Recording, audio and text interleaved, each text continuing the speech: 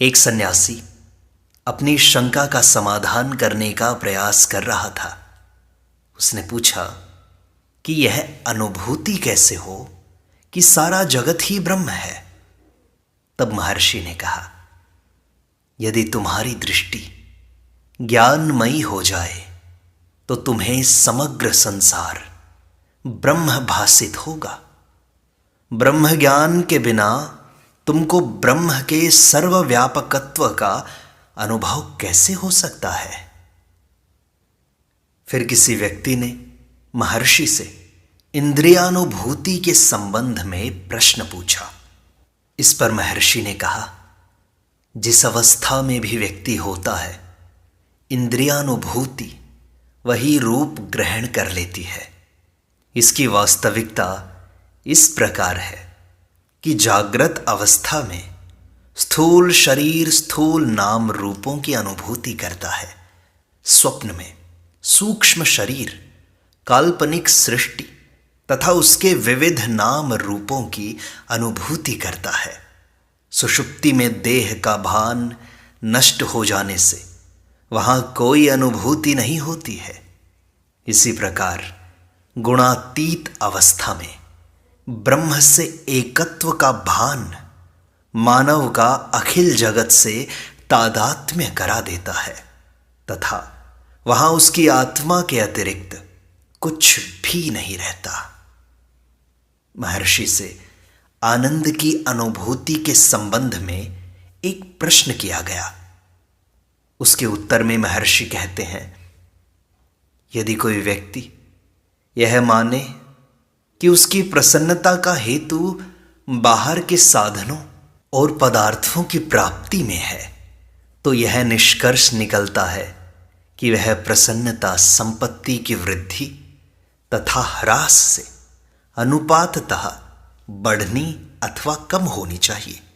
इसी तर्क से उसकी संपत्ति के रहित होने की अवस्था में उसके आनंद की समाप्ति हो जानी चाहिए। मनुष्य का वास्तविक अनुभव क्या है? क्या उससे उक्त तर्क की पुष्टि होती है? गहरी निद्रा में मनुष्य के पास कोई भी संपत्ति नहीं होती, यहां तक कि उसे अपनी स्वयं की देह का भान भी नहीं रहता। किंतु तब आनंद शून्यता के स्थान पर वह बड़े आनंद का अनुभव करता है। प्रत्येक व्यक्ति प्रगाढ़ निद्रा की इच्छा करता है। इससे यह सिद्ध हुआ कि आनंद मनुष्य के अंदर की वस्तु है। वह आनंद किसी बाहरी वस्तु पर निर्भर नहीं है। शुद्ध आनंद के भंडार की प्राप्ति के लिए अपनी आत्मा का साक्षात्कार परम आवश्यक है। फिर एक शिक्षित नवयुवक ने प्रश्न किया, महर्षि, आप कैसे कह सकते हैं कि हृदय दाईं ओर स्थित है, जबकि जीव विज्ञान के विद्वानों ने उसको बाईं ओर पाया है? युवक ने इसका प्रमाण मांगा। महर्षि कहते हैं, ऐसा ही है। हृदय का स्थूल अंग तो बाईं ओर ही है, इसका निषेध मैं नहीं करता, पर मैं जिस हृदय की बात कह रहा हूं वह सूक्ष्म हृदय है तथा वह दाईं ओर ही है।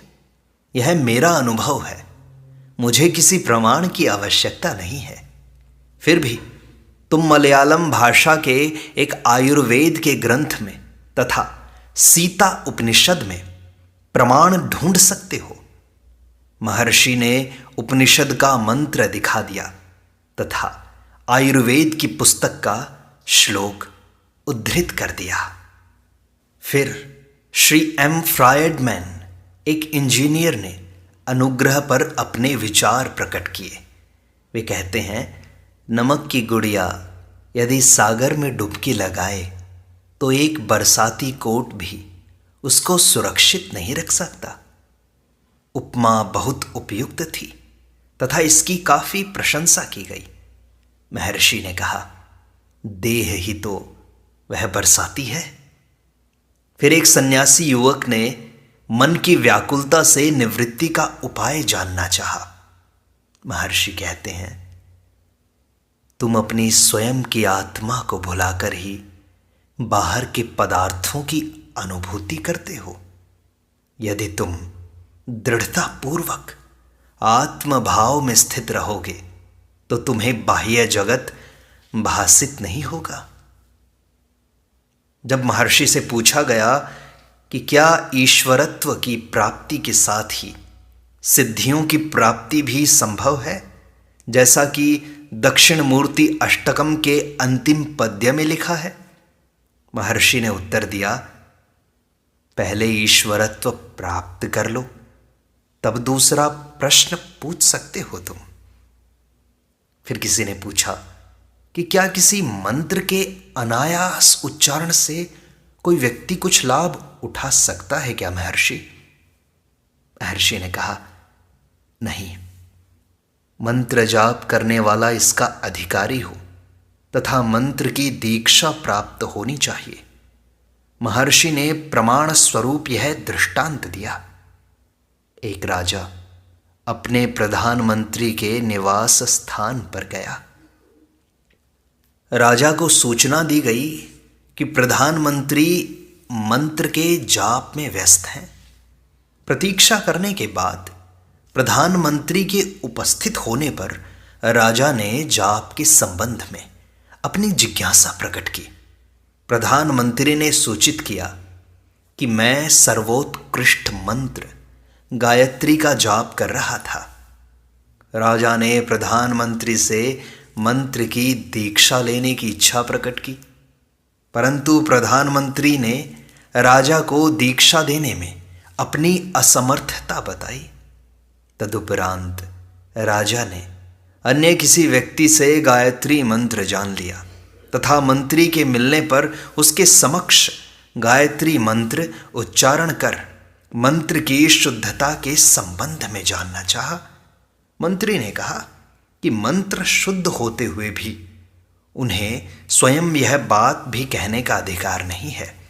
जब उसका कारण बताने का आग्रह किया गया तब मंत्री ने समीप खड़े एक सेवक को बुलाकर राजा को कैद कर लेने का आदेश दिया। आदेश का पालन नहीं किया गया। पुनः उस आदेश को अनेक बार दोहराया गया, किंतु उसका पालन नहीं हुआ।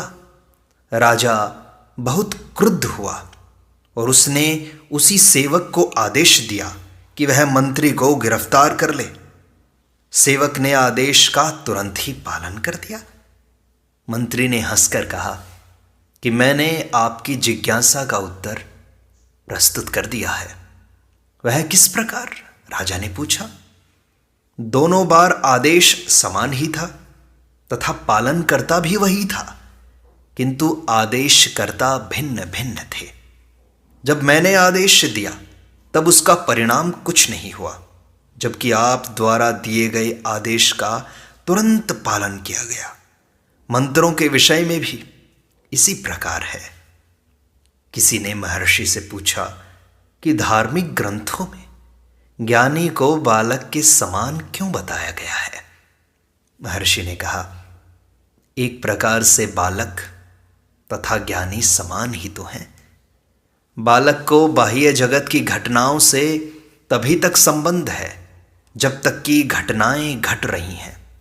घटनाओं के समाप्त होते ही बालक उनका विचार नहीं करता। इससे यह स्पष्ट है कि घटनाएं बालक पर कोई प्रभाव नहीं छोड़ती तथा मानसिक रूप से वह उनसे प्रभावित नहीं होता।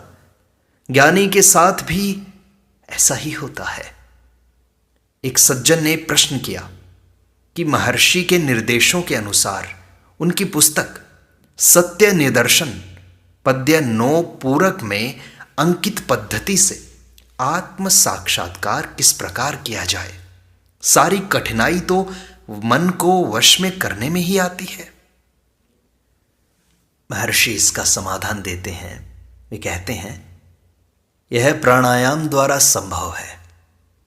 यदि तुम बिना दूसरे की सहायता के स्वयं ही प्राणायाम का अभ्यास करो तो मन वश में हो जाएगा एवं किसी सत्पुरुष के सानिध्य में मन स्वतः ही उनके प्रभाव से वश में हो जाता है।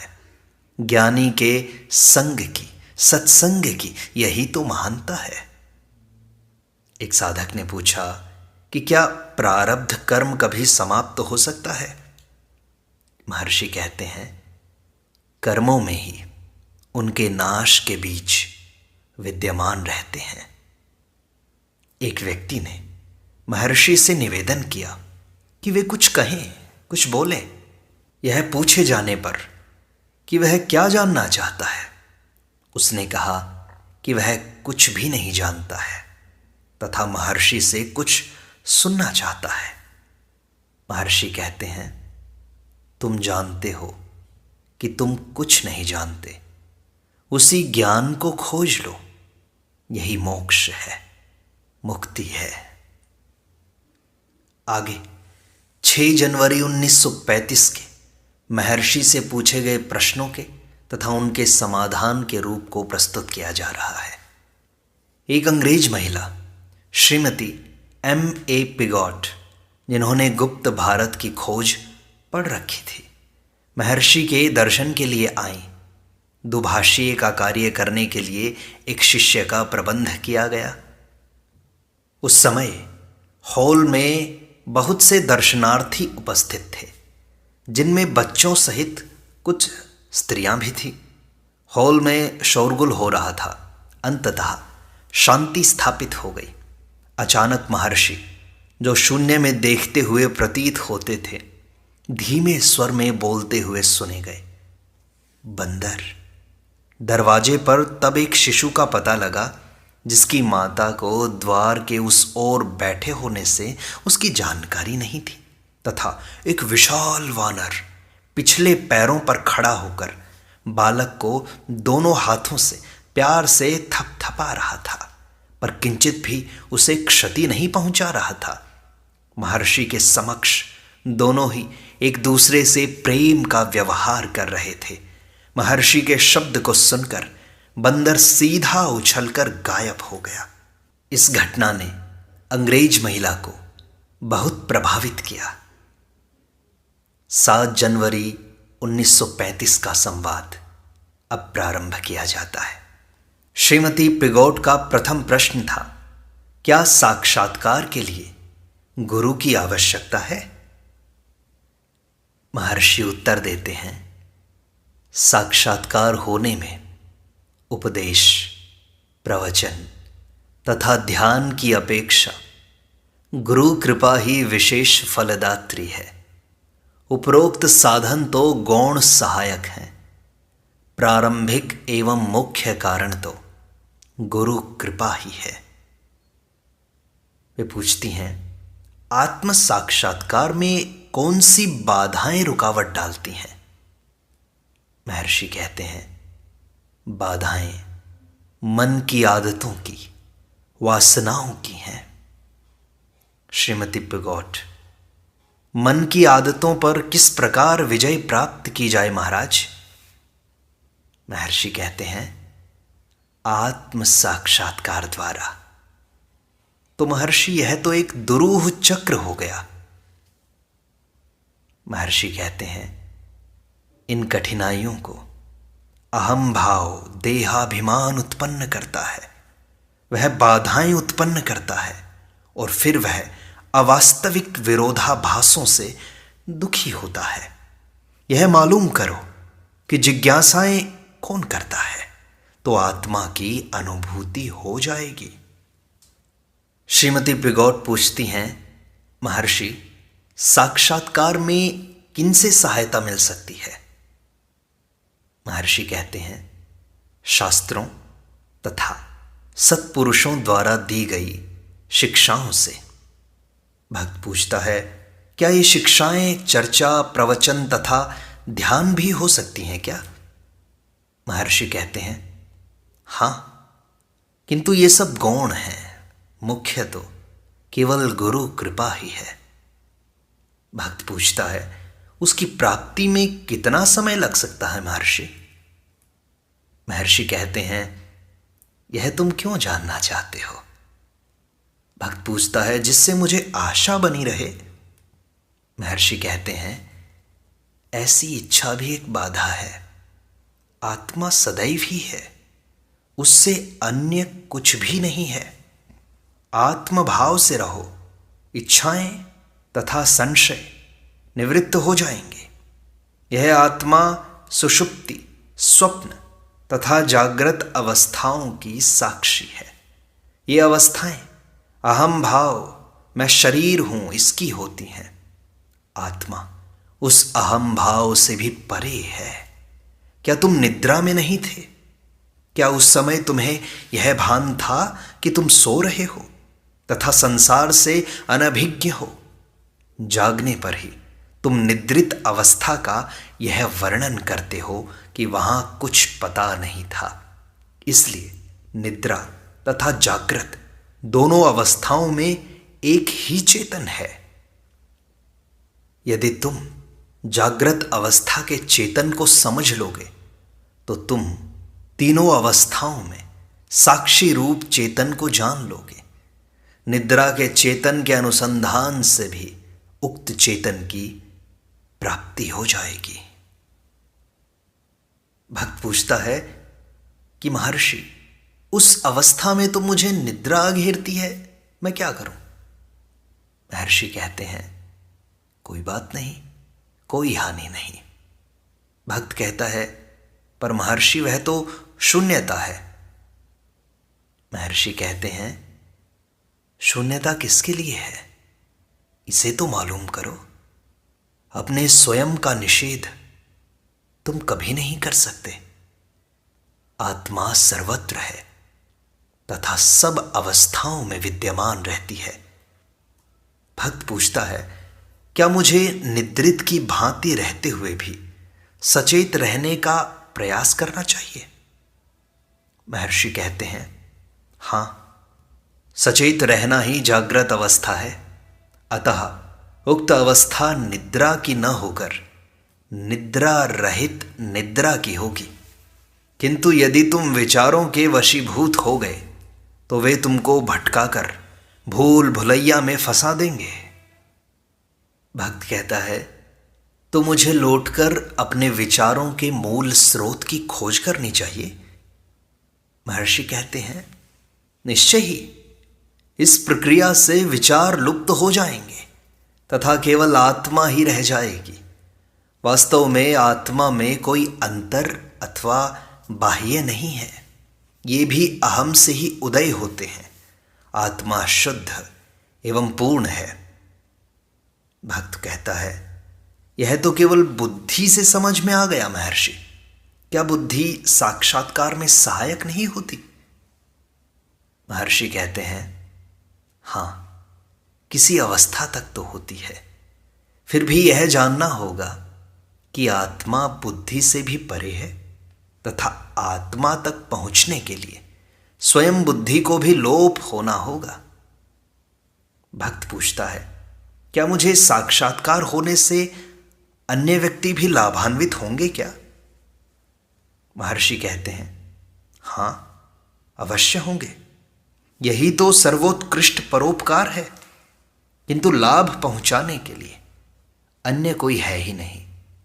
आत्मज्ञानी आत्मा को उसी प्रकार देखता है जिस प्रकार एक स्वर्णकार भिन्न भिन्न आभूषणों में केवल स्वर्ण का मूल्य ही आंकता है। जब तक तुम स्वयं को देह से एकत्व किए हुए हो तभी तक रूप एवं आकार विद्यमान है, परंतु देहाभास से परे होते ही तुम्हारे शरीर भाव के साथ साथ अन्य भाव भी लुप्त हो जाते हैं।